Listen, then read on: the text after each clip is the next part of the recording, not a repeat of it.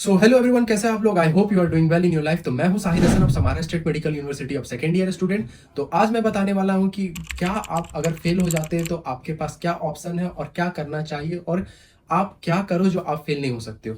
तो फिर video start करते हैं कि हाँ, तो पहली चीज, आपको फेल होना नहीं है, क्योंकि आप अगर यहाँ पढ़ने आए हो तो पढ़ो, अच्छा से पढ़ाई करो और जितने भी क्लासेस हो वो अटेंड करो। अगर आप क्लासेस सब अटेंड कर रहे हो और आपका कंट्रोल और इवन आपका वर्क जो है सब क्लियर है, तो आप नेग्लिजिबल अमाउंट में कोई स्टूडेंट होता है जो फेल होता है, वरना फेल नहीं होता, क्योंकि मोस्ट ऑफ द वर्क वो किया हुआ। तो ऐसा बोला जाता है कि जो प्रेजेंटी होता है, जो वर्क होता है, वो टेल पॉइंट होता है आपका पास करने के लिए और नहीं होता है। तो इसलिए आपको एक एजुकेशन होता है, वो आपको एक अच्छा तरीका से करना है। और इवन आपको अगर आप एग्जाम देने जा रहे हो, जैसे कि एक अनाट हो गया मेरा, अगर बोलते तो अनाट में क्या है कि इस सेमेस्टर में मेरा 166 क्वेश्चन है, जो कि पूरा टॉपिक क्लियर करता है। इवन आपका नर्व्स जो हो गया वो, और आपका जो भी आर्टरीज बैन वगैरह जितनी भी चीजें, वो उसमें 166 क्वेश्चन है। अगर आपको स्पेसिफिक 166 क्वेश्चन दे दिया जाता है कि इसी में से क्वेश्चन आएगा, तो आप कैसे फेल होगे। तो अगर इसके अलावा अगर आप पढ़ाई नहीं कर पा रहे हो और अगर आप फेल हो रहे हो, तो आप काबिल नहीं हो यहाँ पढ़ने के लिए, क्योंकि आपको एक सर्टेन अमाउंट में क्वेश्चन दे दिया गया है और आप आराम से उसको पास करके, अगर आप करना चाहते हो तो आराम से आप पास कर सकते हो पढ़ाई करके। और इवन अगर आप फेल भी हो जा रहे हो तो आपके पास 2-3 अटेम्प्ट रहता है जो आप करते हो और आराम से निकल जाते हो। बट उसके अलावा भी नहीं हो रहा, तो आप मैं धीरे धीरे आपको बताऊंगा कि कैसे क्या होता है। तो पहली चीज, अगर अगर आप फेल हो गए हो तो आपको क्या करना चाहिए। तो पहली चीज, अगर आप कुछ नहीं पढ़ रहे हो या कुछ नहीं कर रहे हो, बस आप केड़ियां मार रहे हो, इधर घूम रहे हो दोस्तों लोग के साथ, उसके बाद आप सिगरेट सिगटा जितना चीज है वो सब सारे कर रहे हो, और उसके अलावा आप पढ़ नहीं रहे हो, तो आप 100% आप फेल होने वाले हो। ये आप हमेशा याद रख लो, क्योंकि अभी नवंबर है, दिसंबर के बाद आपका एग्जाम होने वाला है और एग्जाम में आप कुछ पढ़े नहीं हो।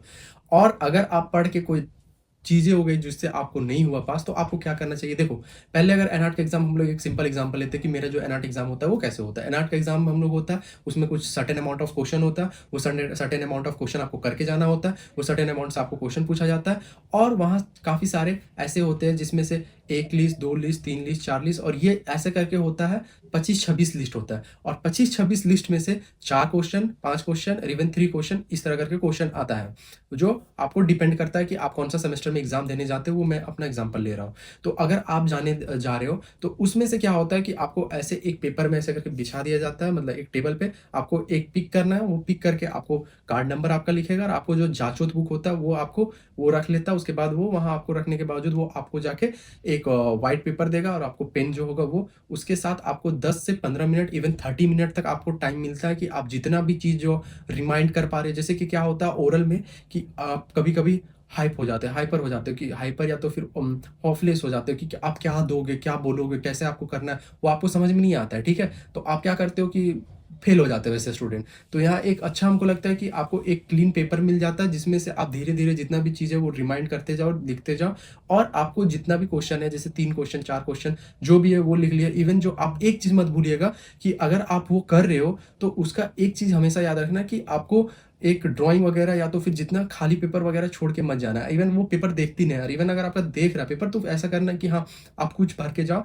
और 4 क्वेश्चन में आप मेन मेन टॉपिक लिखो, जैसे कि टॉपिक वाइज आप लिख के उसके बाद फिर वहां जाके एक्सप्लेन करो। तो 30 मिनट के बाद आपको बुलाया जाता है, आप बैठते हो, आपको टीचर पूछा जाता है। सपोज एक क्वेश्चन हो गया जैसे कि मैक्सिलरी आर्टरी आपको पूछा जा रहा है, तो मैक्सिलरी आर्टरी में आपको पूछने के बाद उसका क्रॉस क्वेश्चन पूछेगा कि वो एक्सटर्नल कैरोटिड का या इंटरनल कैरोटिड का, उसका कॉमन कहाँ से है, उसका टर्मिनल ब्रांच कहाँ है।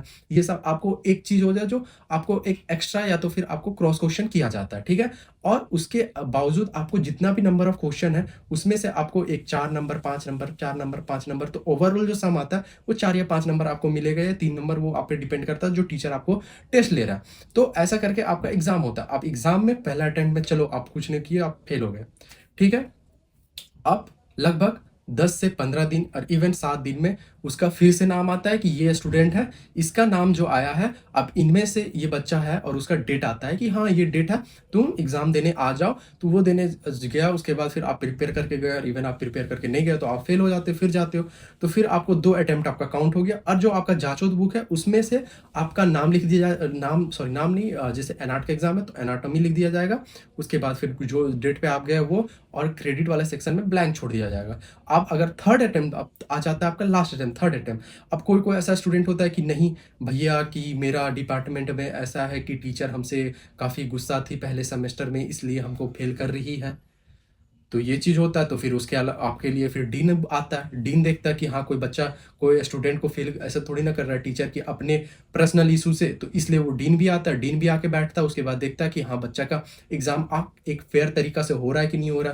तो थर्ड अटेम्प्ट में अगर आप अच्छा से पढ़ रहे हो, अगर आप अच्छा से कर रहे हो, तो आप पास हो जाओगे, और इवन नहीं किए तो वो आपका लास्ट अटेम्प्ट रहा। उसके बाद फिर ये तो एक चीज़ में एक और पॉइंट होता है कि हाँ, काफ़ी सारे ऐसे स्टूडेंट होते हैं कि नहीं भैया, हमको फ़ेल कर दिया जा रहा है डीन ऑफ़िस के थ्रू, और डीन का किसी कंसल्टेंट की मैंने बदतमीज़ी किया था, ये किया था, वो किया था, तो वो ऐसा किया तो उससे फ़ेल हो गया। तो ऐसा नहीं होता है दोस्त। ऐसा होता है कि जितने भी यहाँ डिपार्टमेंट है, department are the responsible for that examination, particular examination. अगर मेरा एनाटॉमी का डिपार्टमेंट है तो उसका एचओडी कौन है, वो मेरा कंडक्ट करवाता है। अगर मेरा बायोलॉजी का, तो बायोलॉजी का कौन डिपार्टमेंट है, वो। क्योंकि आप लोग को पता होगा कि हर डिपार्टमेंट का अलग-अलग सेक्शन होता है। जैसे अभी मैं अपना एग्ज़ाम्पल लेता हूँ कि मेरा जो हिस्ट्री वगैरह या तो फिर रशियन वाला, वो अलग डिपार्टमेंट है, वो अलग लोकेशन पे है। एनाटॉमी का डिपार्टमेंट है, वो अलग जगह है। और इवन जो बायोलॉजी का डिपार्टमेंट है, वो अलग जगह है। वो फिजियोलॉजी का भी डिपार्टमेंट है, वो अलग-अलग है। और उसका जो होता है वो एचओडी कराता है, ठीक है? अब उसका इसके हिसाब से ऐसा नहीं होता है कि अगर आपको कोई फ़ेल कर रहा है, तो आप अपने वजह से फ़ेल हो रहे हैं, और इवन इसके अलावा भी आपको लग रहा है कि नहीं, हमको फ़ेल कर दिया जाएगा, तो ठीक है, अपना ट्राइपॉड ले जाओ, अपना हेडफ़ोन ले जाओ, उसके बाद सुना दो। और अगर आपको फ़ेल करे तो बोल दो, ठीक है, हम देखो हम सब सुना है क्वेश्चन नंबर, अब भेज दे रहे हैं हम एम्बेसी। तो एम्बेसी वैसे भी, तो वो चीज़ होता है कि नहीं, आपको कोई ऐसे फ़ेल नहीं कर रहे, अगर आप नहीं पढ़ रहे तब आप फ़ेल होगे, ठीक है? और अगर कुछ ऐसी चीज़ें हैं जो आप एक लिमिट से ज़्यादा कर रहे हो, और वो रूल आपका फॉलो नहीं कर रहा रशिया में, तो आप फेल हो सकते हो, तो वो अलग चीज़ है। अब देखो कि अगर आप फेल हो गए तो भैया अब क्या करें? अब मेरे पास ऑप्शन क्या है? मैं कहीं ट्रांसफ़र लूँ या तो कुछ और करूँ? तो पहली चीज़ ट्रांसफ़र का बात बोलते हैं, तो ट्रांसफ़र, अब जो भी स्टूडेंट जो 2022 के दिसंबर कुछ डेट था, उसके बाद जो एडमिशन लिया, उस पे ट्रांसफ़र एलिजिबल नहीं है। मतलब हम लोग जो बैच है, और मेरे पिछले ईयर वाले जो बैच है, और जो इस ईयर वाले बैच है, और जो भी नेक्स्ट ईयर जो भी आएँगे, तो उन लोग के लिए ट्रांसफ़र अलाउड नहीं है। और ट्रांसफ़र में ऐसा भी होता है कि अगर आप थर्ड अटेम्प्ट तक फेल हो जाते हो, तो थर्ड अटेम्प्ट में फिर आपको कोई भी यूनिवर्सिटी में जब आप ले रहे हो, तो आपको क्या होता है कि आपको वही ईयर से चालू करना पड़ता है। और अगर अगर आप 2 अटेम्प्ट में फेल हुए हो, और अगर आप ट्रांसफ़र ले रहे हो, तो आपका फिर से एग्ज़ाम लिया जाता है, जो भी पार्टिकुलर यूनिवर्सिटी में आप ट्रांसफ़र ले रहे हो। ठीक है? अब ट्रांसफ़र का ये मसला खत्म हो गया कि हम लोग ट्रांसफ़र ले ही नहीं सकते, और ले सकते हैं तो भाई तुम इंडिया में फिर एलिजिबल नहीं होगा कि तुम जाके जो एग्ज़ाम हम लोग का होने वाला नेक्स्ट एफएमजी जो भी चीज़ें हैं, वो आप एलिजिबल नहीं रहोगे।